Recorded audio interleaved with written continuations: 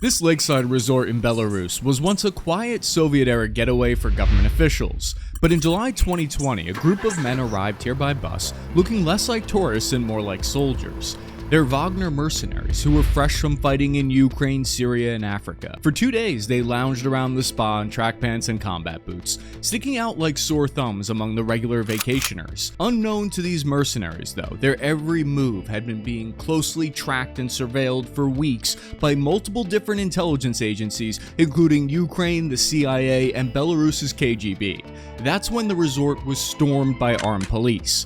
On security forces raiding a health resort near Minsk, the video of the raid itself raised questions about why the suspected mercenaries, said to belong to the Kremlin-linked Wagner Group, were in Belarus. From the Bellingcat report, a dramatic and unexpected surprise for the mercenaries. Just before dawn at 4:30 a.m., a Spetsnaz team from the A group of Belarus's KGB raided the hotel, launching stun grenades into the Russian mercenaries' rooms through their balconies. The assault team handcuffed the Russians at gunpoint. They ransacked their luggage and clothing looking for weapons. The men were then paraded around on state television, where they were accused of working for the Kremlin as part of a plot to overthrow Lukashenko in Belarus. Belarus believed that they were there as part of a coup plot against the government. Authorities say they have information that more than 200 fighters had entered the country to destabilize it ahead of the August 9th election. But Moscow claimed that they weren't involved at all, and it turned out the truth was far more strange. It was a Ukrainian intelligence sting operation working alongside the CIA to capture what they claimed were Russian war criminals. And this was just the beginning of what would become known as Wagnergate, one of the most elaborate intelligence sting operations in modern Eastern Europe, with fallout that rippled all the way back to the United States. But before we get into that, this episode is sponsored by Jocko Fuel. A lot of protein drinks out there, give me the bubble guts, because most of them are filled with a bunch of junk that your body doesn't actually want. But Milkshake is different. It gives me a full day's worth of protein in one ready-to-go bottle that has 30 grams of grass-fed protein. It has 0 artificial sweeteners, none of that soy, and 0 gut bomb fillers. Its taste is smooth and rich, kind of like a milkshake actually. What it doesn't taste like is someone just mixed chalk dust into a blender like some of those other protein shakes I've had in the past. When I'm in the zone, editing, or out at the range, Milk's my move. If your days are legit absolute chaos, gym in the morning, meetings in the afternoon, maybe chasing kids or deadlines, Milk is one decision you don't have to overthink. Every batch is third-party tested. What's on the label is exactly what's inside. No surprises except maybe how good it tastes. I see in the comments that you guys love Jocko Fuel, so it's a win-win. It helps support the channel and it gets you a great deal. So just click the link in my description of the video or the pinned comment below, or go to jockofuel.com and use code Cappy25 for 25% off your first order. Back to the episode. The way this mission started was in 2014, Russia annexed Crimea and funded separatist groups in eastern Ukraine. Mercenary groups like Wagner were sent to fight against Ukraine for the first time in operations that were officially denied by the Kremlin. They added that the Russian state does not use mercenaries. American intelligence reports estimated that in some cities, roughly 60% of the Ukrainian intelligence community were double agents suspected of working with Moscow still. The parts that were loyal to Kyiv reached out to the CIA for assistance, and Washington helped them rebuild almost from scratch, pouring in tens of millions of dollars into training a new generation of operatives in Western-style spycraft. They were given secure comms and covert satellite surveillance. Ukraine's GUR Military Intelligence Directorate quickly evolved into one of the most aggressive services in Europe. So when they started planning this risky sting operation to capture alleged war criminals, they drew on this experience partnering with US intel agencies.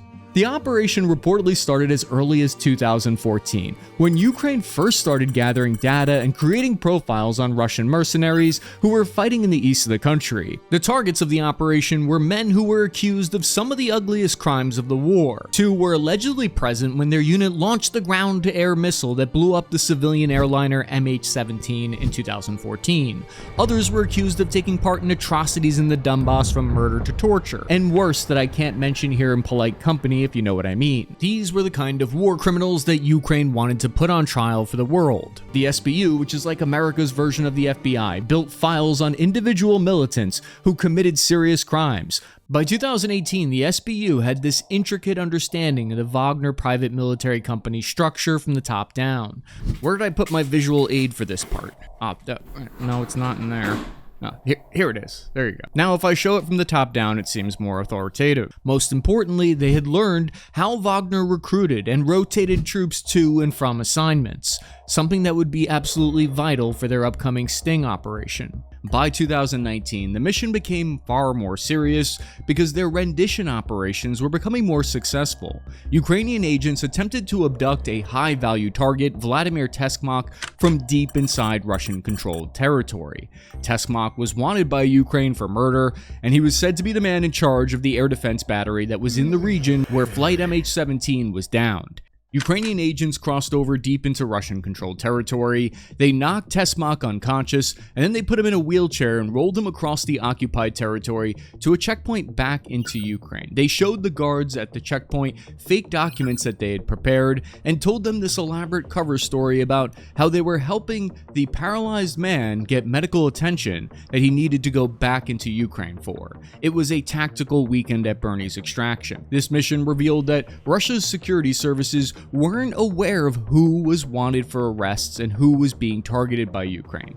And due to that success, Ukrainian intelligence began planning a far more ambitious sting operation. They then advertised high-paying jobs online that were for $5,000 a month to guard oil facilities in Venezuela under like a Rostec oil contract.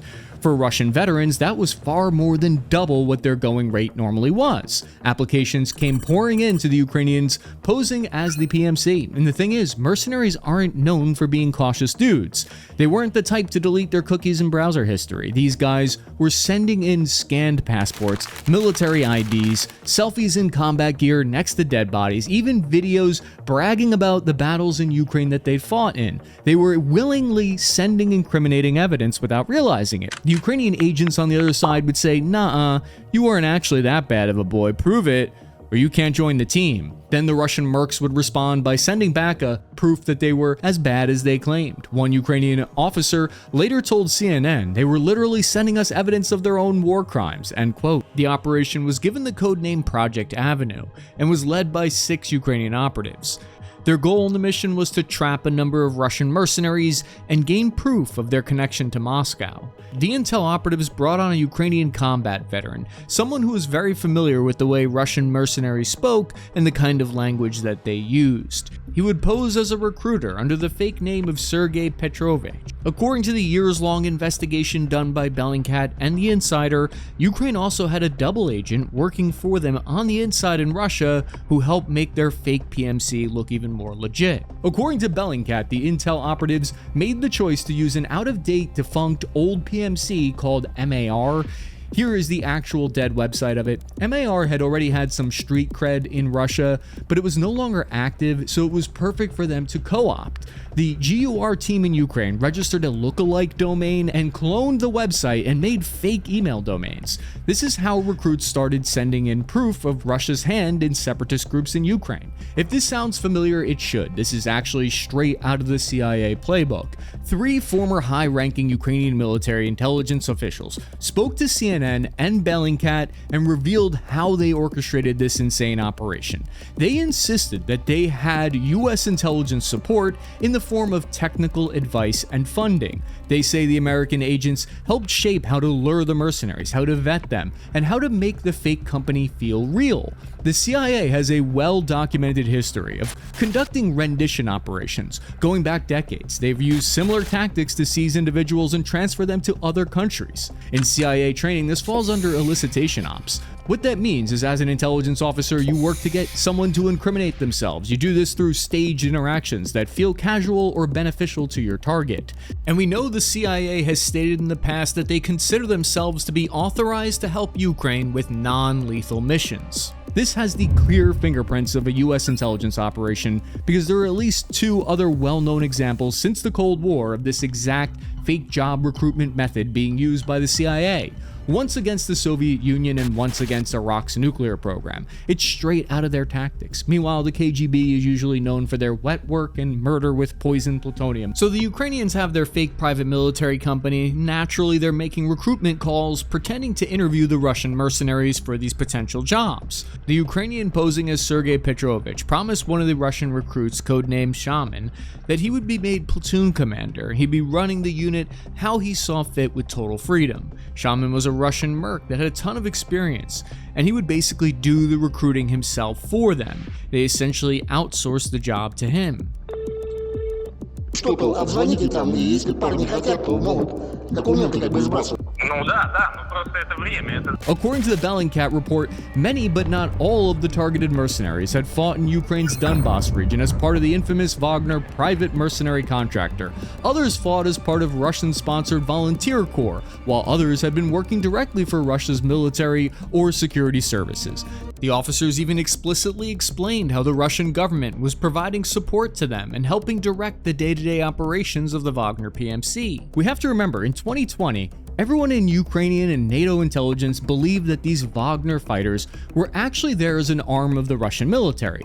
But at that time, the public had no hard, court-usable evidence of this on the world stage. Russia was still denying and maintaining Wagner was a private company acting independently. Russian merc, Lieutenant Colonel Krivenko, was the most senior mercenary officer they managed to recruit. And during a phone call with the Ukrainian Sting operation, he described how in 2014, he was instructed directly by the Russian Ministry of Defense's recruitment office to form a mercenary battalion to fight in eastern Ukraine. 2 года прослужил в морской пехоте. Последняя должность моя командира отдельного батальона морской пехоты в Астрахани. Скажите, пожалуйста. This bit of intelligence was the best evidence they'd ever gotten, directly tying the Russian Federation to the separatists in the Donbas. It was at this moment in the operation that they still had a few different options. They could end the mission right there, having already gathered intelligence, or the Ukrainian agents could press their luck and try to lure the targets into a third country. If the mercenaries could be brought, somehow lured to Poland, Hungary, or one of the Baltic nations, then Ukrainian government could request their extradition back to Ukraine to face trial. Once the fake company had its list of potential recruits, Ukrainian intel handpicked 28 suspected criminals who were linked to war crimes, and then they padded the roster out with 5 clean recruits, new green newbies, to make it look legit. This way, the war criminals wouldn't recognize each other once they got on the bus and say, hey, wait a second, didn't we all commit those war crimes together in Donbas last year? The plan was to fly them out of Russia to Turkey for their Venezuela connection. But then, instead of going to Venezuela, they would be secretly diverted to Ukraine for arrest. The plan was to stage an emergency landing on Ukrainian soil of the aircraft carrying the targets to their fictitious fake destination in Turkey. This was a Mission Impossible style operation because the transfer hub to this plausible destination required the mercenaries' plane to only cross into Ukrainian airspace for roughly 28 minutes. That's it. That would just be barely long enough to let them make the emergency landing at Borispil Airport. Forcing the plane to land would have been accomplished by faking an emergency on board. And here's where COVID-19 ruined everything. By mid-2020, Russia had slammed its borders shut, air travel was a nightmare, but Belarus was still open, so the operatives had to pivot and figure something out. The Russian mercenaries would be bussed over the border, checked in at the lakeside resort, and told that they'd fly out in a few days. That pause, though, was the death of the operation, and we'll see how. What happened next is Belarusian security services noticed that the spa had some new clientele. They stuck out like sore thumbs. 33 big dudes with military haircuts, keeping to themselves, having tea while watching the ducks at the lake. These guys weren't like all the other people there. They weren't romantic couples having a getaway. At least I don't think they were. I'm not judging, but they didn't exactly blend in with the heart patients and mineral bath regulars there. Hours before the mercenaries were set to leave, the Belarusian KGB stormed the resort. The Belarusian security guard officers kicked indoors and arrested the men. Then state TV broadcast the footage, the arrests, the IDs, the mugshots, because the presidential election was only 2 weeks away at that point, and Lukashenko had already arrested his main opposition. He deeply feared intervention from Russia and the West messing with his elections. The KGB was on the lookout for any foreign groups. In Minsk, Even senior officials were confused. Why would their closest ally in Russia send in a private army right before the election? In Moscow, the Kremlin acted just as surprised, saying they did not have complete information. In Kyiv, the reaction was fury and disbelief. President Zelensky called Belarus's President Lukashenko and formally requested extradition of the suspects to Ukraine. Lukashenko, for a while, dangled the 33 detained mercenaries in front of both Ukraine and Russian authorities. He seemed indifferent to who got them in the end at the time. He even invited both countries to make their own case for why they should receive the captives. He was enjoying holding court. Then he got on the phone with Putin, and within a week, 32 of the men were back in Russia. The 33rd was a dual Belarusian Russian citizen. He stayed behind. For Ukraine's intelligence services, it was an 18-month project that had gone up in smoke in an instant. And for the political class in Kyiv, it was kind of a grenade. Opposition stormed parliament holding signs that read, "Time to name the traitors of Ukraine and we demand the truth." Was it a mole inside the Ukrainian services that tipped off Belarus? Russia's FSB intelligence agency turned the story around and spun it that it was actually a CIA-led plot designed to damage Russian-Belarusian relations, and they claim Ukraine was just a pawn in an attempt to destabilize the whole region. At the time, Lukashenko was facing the biggest protests of his rule. There ended up being destabilization anyway, because that presidential election was chaos. Lukashenko claimed he got an enormous 80% of the vote, which actually sparked massive protests anyway, drawing hundreds of thousands to the streets across the country. He cracked down, detaining 60,000 people, and then even reached out to Putin for assistance. Ironically, Putin then offered to send soldiers into Belarus. This mission also reinforced something else: the post-2014 partnership between Ukrainian intelligence and American CIA was both Ukraine's biggest asset and vulnerability. Because on the one hand, the training had transformed their GUR and SBU into a formidable service, but on the other hand, any hint of US involvement gave Russia and Belarus ammunition to paint Ukraine as an American puppet. However, US officials, of course, flatly deny they were involved. One senior official told CNN those claims were false, saying the CIA did know about the plan, confirming that much, but that they weren't involved in the actual execution. For the Ukrainian SBU, they learned new methods that they would later use in their drone attack against Russia's strategic bombers. It showed the need for airtight operational security, faster execution, and better control over staging points in foreign territory. If you want to see all my sources and show notes for this episode, or to get exclusive content and merch, go to cappyarmy.com. I'm your average infantryman, ending transmission.